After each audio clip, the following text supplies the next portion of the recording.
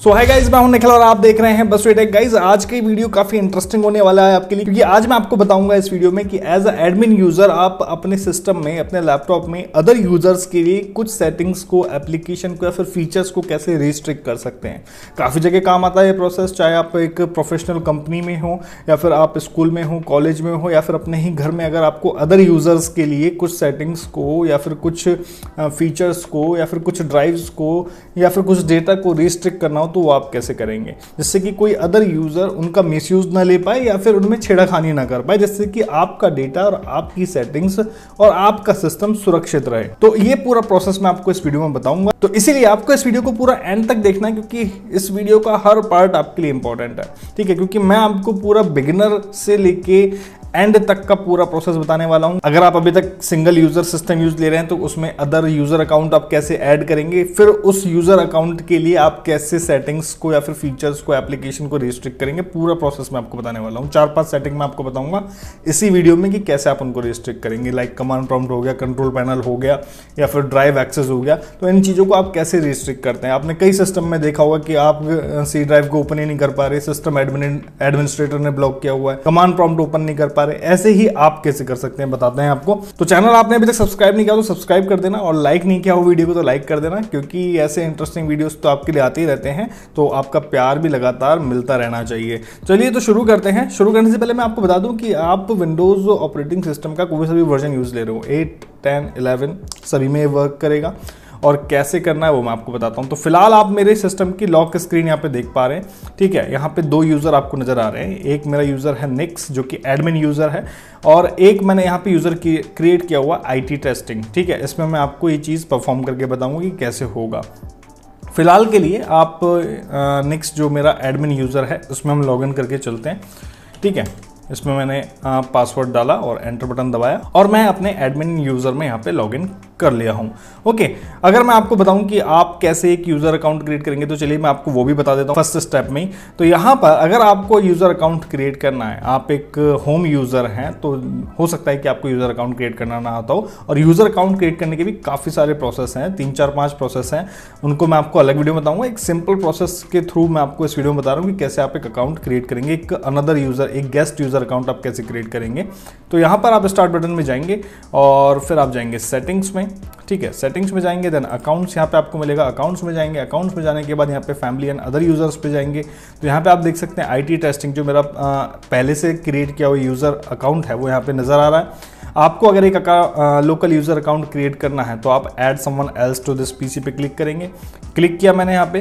Click करने के बाद एक विंडो यहाँ पे ओपन होगी, जहां पर आप उस पर्सन का भी अकाउंट यहाँ पे क्रिएट कर सकते हैं जिसका पहले से आउटलुक पे या फिर माइक्रोसॉफ्ट पे अकाउंट हो। लेकिन मुझे अपना एक लोकल अकाउंट क्रिएट करना है, तो मुझे किसी ID की यहाँ पे जरूरत नहीं है। जस्ट मैं यहाँ पे I don't have this person sign in information पे क्लिक करूंगा। देन इसके बाद मुझे उसकी ईमेल ID से भी कोई मतलब नहीं है। Add a user without a Microsoft account पे मैं क्लिक करूंगा। विदाउट माइक्रोसॉफ्ट अकाउंट वाला यूजर मैं यहाँ पे क्रिएट करूंगा।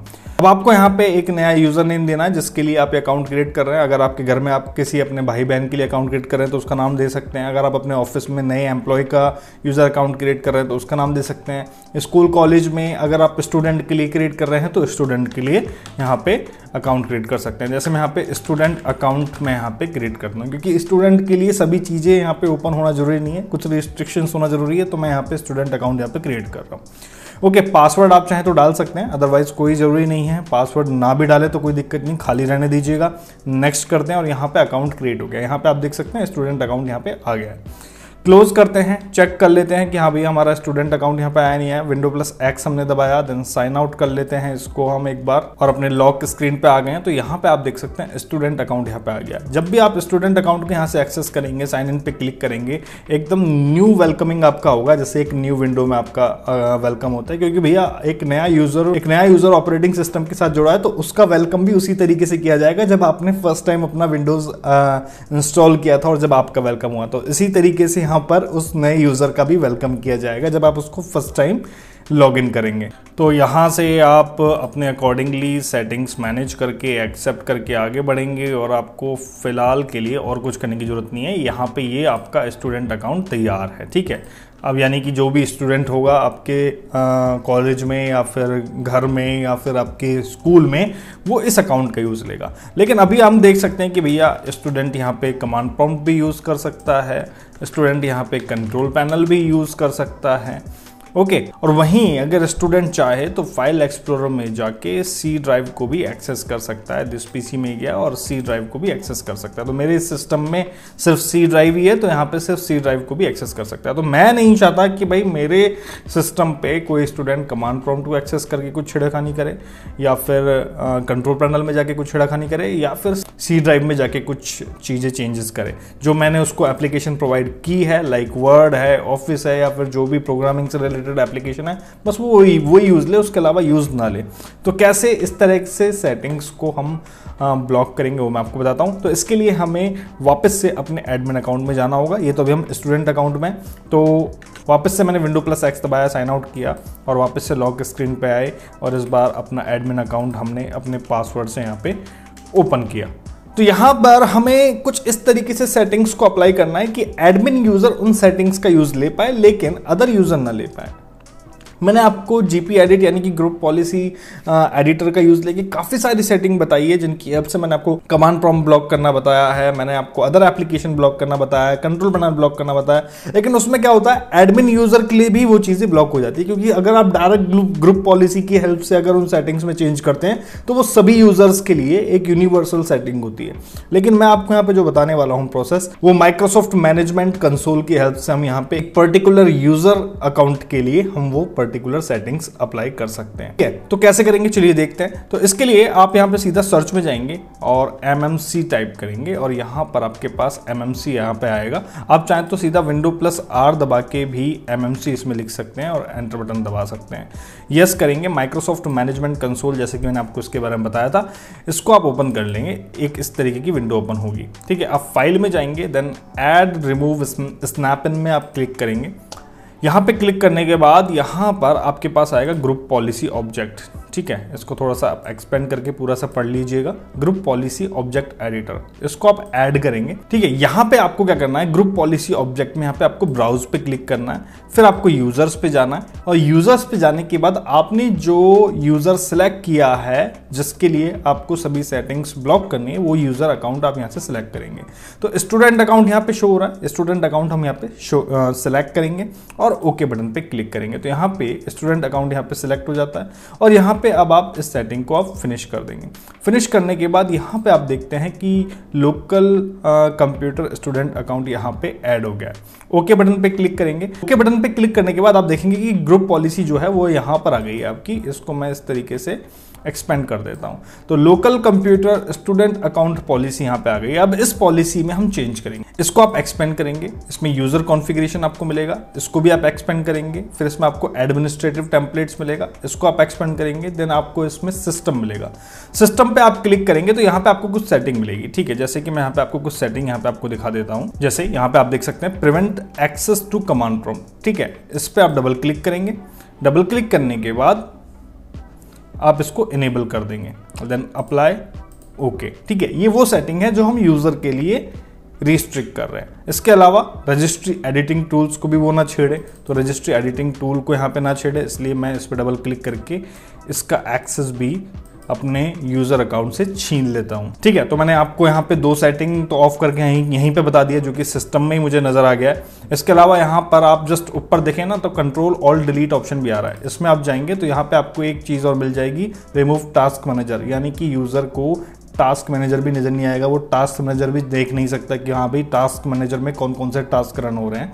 तो ये भी मैं इसकी परमिशन भी छीन लेता हूँ। रिमूव टास्क मैनेजर मैंने ऑफ कर दिया। 3 सेटिंग हम ऑफ कर चुके। एक अगर मैं बात करूं 4th सेटिंग की, अगर आप कंट्रोल पैनल को भी रिस्ट्रिक्ट करना चाहते हैं यूजर के लिए, तो यहीं पे आप देखिए यूजर कॉन्फ़िगरेशन में एडमिनिस्ट्रेटिव टेम्पलेट में कंट्रोल पैनल यहाँ पे मिलता है। इस पे आप क्लिक करेंगे। इस पे क्लिक करने के बाद यहाँ पे आप देखेंगे prohibit access to control panel and PC setting. इस पे डबल क्लिक करेंगे, इनेबल्ड कर देंगे और अप्लाई करके ओके कर देंगे। तो भैया कंट्रोल पैनल भी गया। अब बची है एक सेटिंग, यानी कि सी ड्राइव को सी ड्राइव का एक्सेस कैसे छीने। तो यहाँ पे अब तक 4 सेटिंग हम रिस्ट्रिक्ट कर चुके हैं एक यूजर के लिए। अभी टेस्ट करके बताएंगे, कोई दिक्कत की बात नहीं है। एडमिन यूजर में यूज करके बताएंगे और यूजर अकाउंट के लिए टेस्ट करके बताएंगे। तो यहाँ पर अब जो चौथी चीज मैं आपको बताने जा रहा हूँ कि सी ड्राइव भी वो एक्सेस ना कर पाए, सी ड्राइव में कुछ स्टोर, सी ड्राइव को ओपन ही ना कर पाए, स्टोर की तो दूर की बात है।